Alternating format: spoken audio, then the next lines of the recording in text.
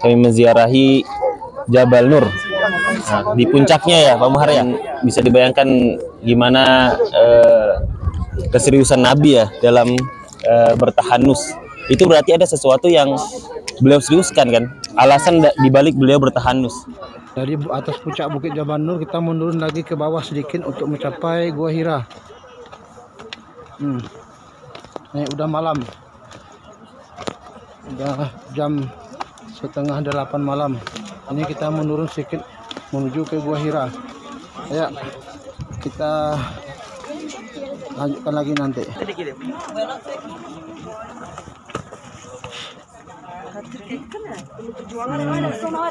Sebagian bentuk gua batu nih, tapi bukan Gua Hira nih, kayak dalam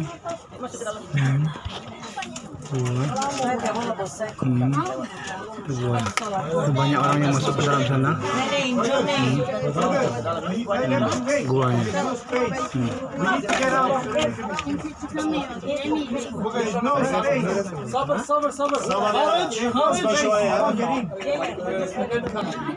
Lewat satu persatu bisa ke arah Gua Hira, tidak bisa berselisih antar orang, harus masuk satu persatu. Kita dalam proses untuk masuk ke dalam Gua Hira. Ini tim Multazam. Baik. Tim Multazam. Yuk, kita masuk ke dalam menuju ke Gua Hira. Ini jalannya begitu sempit. Kita lihat. Hagi hina. Aduh. Hagi. Ya Hagi.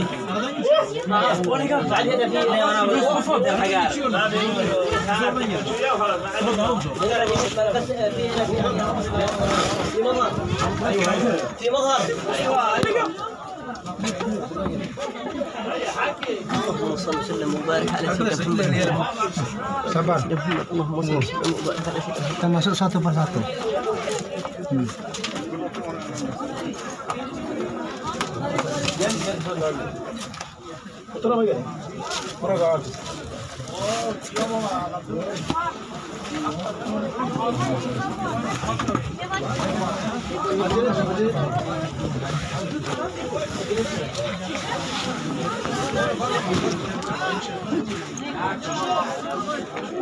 Luar biasa sempitnya ini.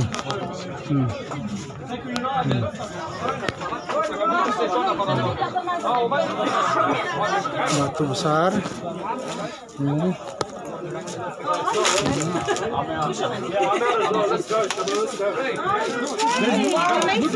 Disinilah tempat Nabi Muhammad bersembunyi di Gua Hira ini dari kejaran kaum Quraisy yang dipimpin oleh dedengkotnya Abu Jahal, Abu Lahab.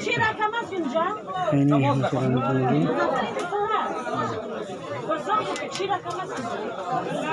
sudah Gua Hira.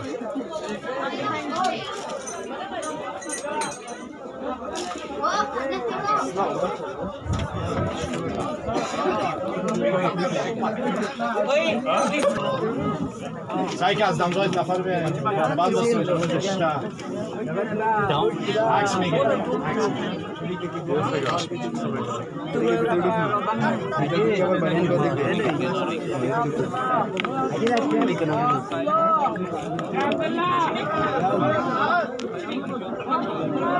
Crazy. Ali, where did you come down?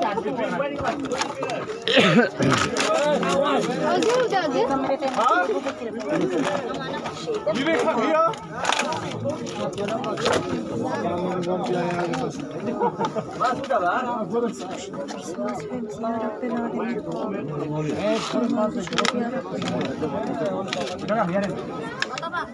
Ya.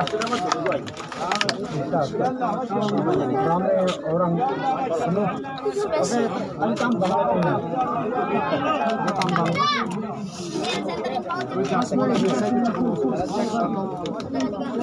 Penuh.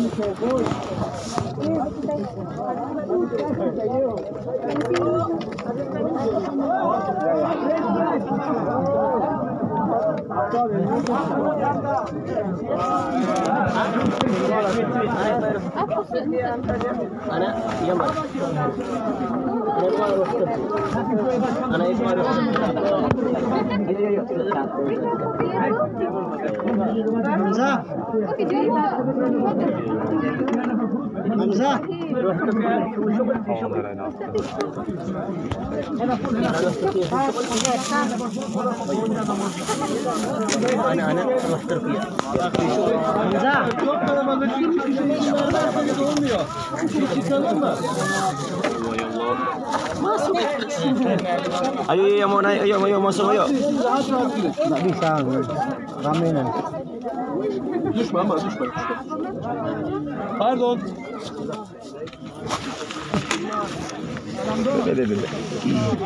Kerem dikkat et, önünde bir basamak var. Mana orangnya?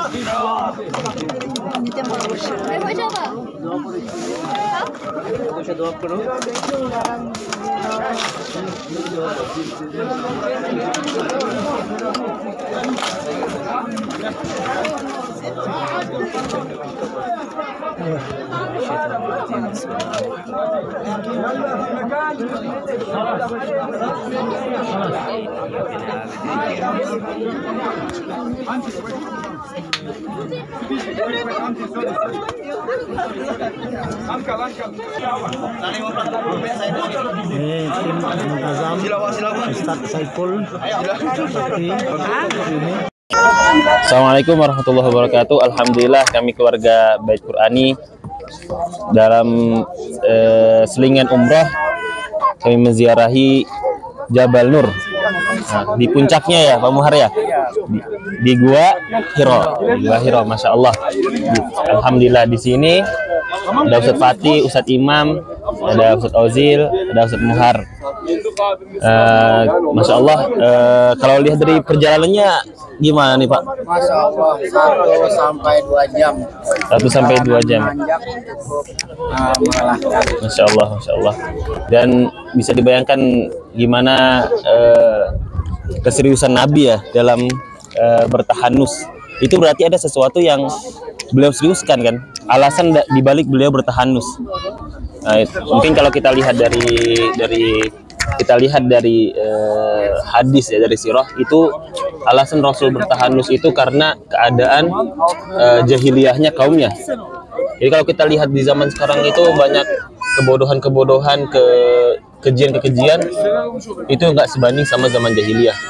Ya, di zaman itu anak perempuan itu dikuburin hidup-hidup. Nah, saking jahiliyahnya mereka, rampokan, penzinahan di mana-mana. Nah, akhirnya Rasul bertahanus di Gua Hiro karena hati beliau itu masih hati yang murni, hati yang bersih. Rasul pernah dicuci hatinya pada saat beliau kecil. Nah, pada saat beliau bertahanus di Gua Hiro, ada suatu hari datang sesosok yang beliau tidak kenali, sesosok yang menyerupai manusia, memeluk beliau dari belakang, lalu tiba-tiba mengatakan Iqra, bacalah. Lalu otomatis Rasul menjawab, Ma Nabi Qari, karena Rasul ummi kan, nggak bisa baca, nggak bisa tulis.